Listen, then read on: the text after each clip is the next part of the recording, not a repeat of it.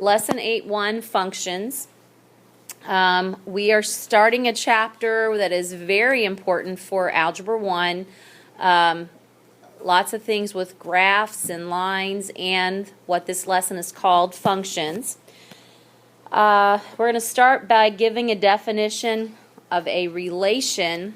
It's a set of ordered pairs, and what I would like you to add to that line is the ordered pairs, and the relation could be given as just a list.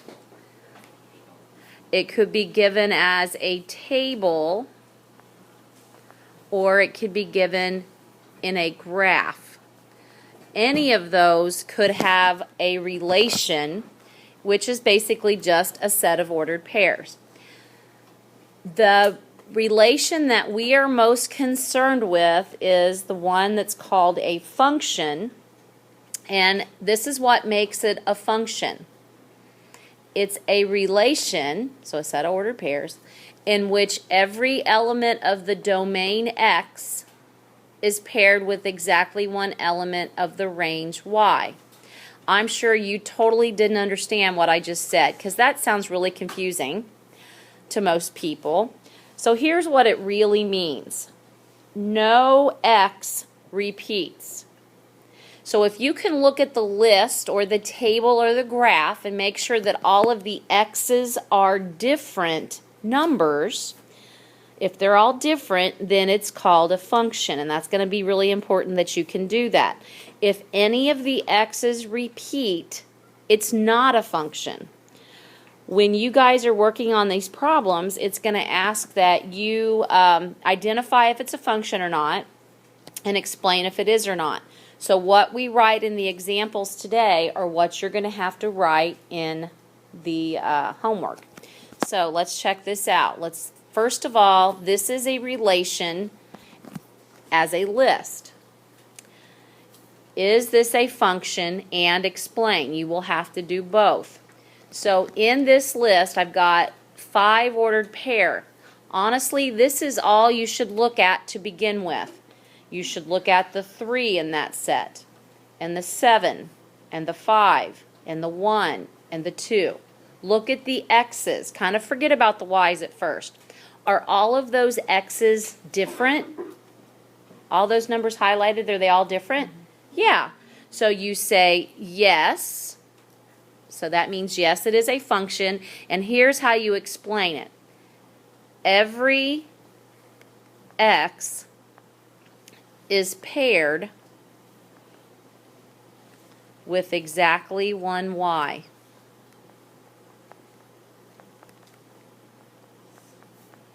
Okay, that's the way that you say that it is a function. Every X, that means 3, 7, 5, 1, 2, every X is paired with exactly one Y. Now let's look at a relation in a table. So this one, honestly, you can, at the beginning, ignore that whole bottom row because the X's are here. 8, 3, 10, 3, 2. Those are ordered pair. The ordered pair 8, 12, 3, 5, 10, 8. But they're written as a table. So look across where I've got it highlighted. Are all of those X's different? Are they all different? No. So that's the answer. Is it a function? No. Here's how you answer this. Which one specifically is repeated? 3. So you say no. 3 is paired with, well, in the first set, it's paired with a 5, and the second set, it's paired with a 12. So no, 3 is paired with 5 and 12. So you're saying specifically why it's not a function, because that 3 repeats. It's paired with 2 numbers, and that's what makes it not a function. Questions about that?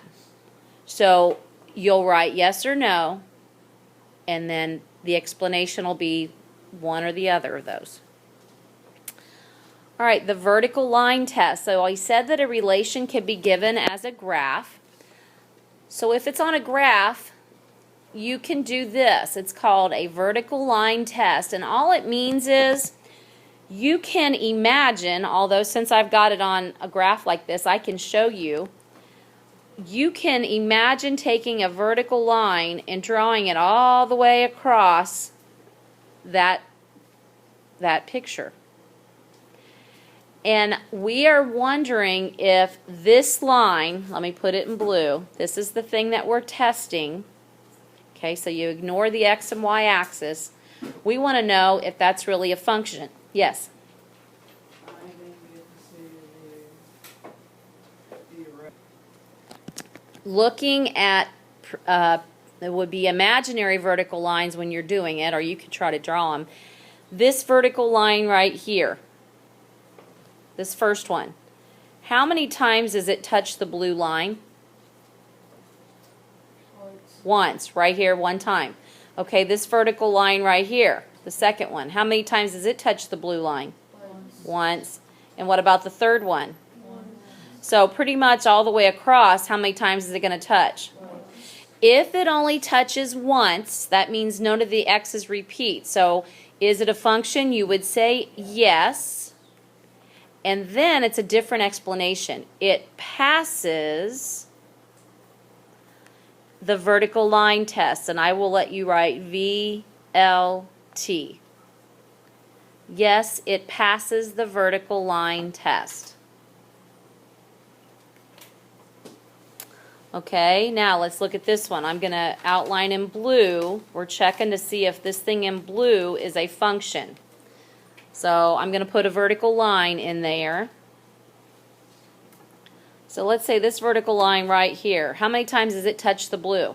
Twice. Twice. Well, right there I can stop because it touches more than once. So you say no, and it fails the VLT. Fails the VLT. Questions about that? All right. Now we're going to go look at what's called function notation. And it's just another way to write an equation. So basically, you see this f of x. The function is f, and the variable they use must be x. Function notation is another way to write an equation. Sometimes they might use g of x, and sometimes they might use h of x. They'll usually start out with f of x. The f, the g, and the h are really the name of the function and how you refer to it. Whatever's inside the parentheses refers to whatever variable might be in your function, in your equation. What we do with these today, you already did back at the beginning of the school year under a different kind of name. We'll see if you guys can figure that out. So for the purpose of all three of these examples, we're using this f function. F of x equals 6x plus 5. Okay, so that's a function. That actually might look like y equals 6x plus 5 if we weren't talking about function notation. The f of x and y can be one replaced for the other. Okay. It says find f of 3. That just means since we put 3 in place of x, then in our function, we're going to put 3 in place of x. We're going to say 6 times 3 plus 5. And then you're going to use order of operations to solve that. 43. So 6 times 3 is 18 plus 5. F of 3 must be 23. Anybody know what was called before when we plugged a number in for a letter and solved it? It started with an E. Equation. Not equation. EV. Evaluate expressions or evaluate. Yep. So that's basically what you're doing with this. So does somebody want to try this one? F of negative 5. So Taryn, what would I do? 6 times negative 5. 6 times, yep, 6 times negative 5 plus 5, then 6 times -5 is -30 negative 30 plus 5 plus 5, equals 25. okay, negative 25. Yeah. So you're evaluating these. All right, what about f of 0? Anybody want to try that one? Justin? 6 times 0 plus 5 Okay. equals And then 6 times 0 5. 6 times 0 is 0. plus 0 5. plus 5. And then 5. 5. Okay. All right, and there's one more that I want to add just in case this would ever come up. Let's say they do something strange like this. Find f of a, okay? They don't even really give you a number in there. You really just do what we just did. Instead of x, you're going to write 6a plus 5. Okay, they can get more complicated than that, but that's kind of the gist of it right there. Whatever they put in the parentheses, that's what you put in place of the variable. All right, are there any questions about that?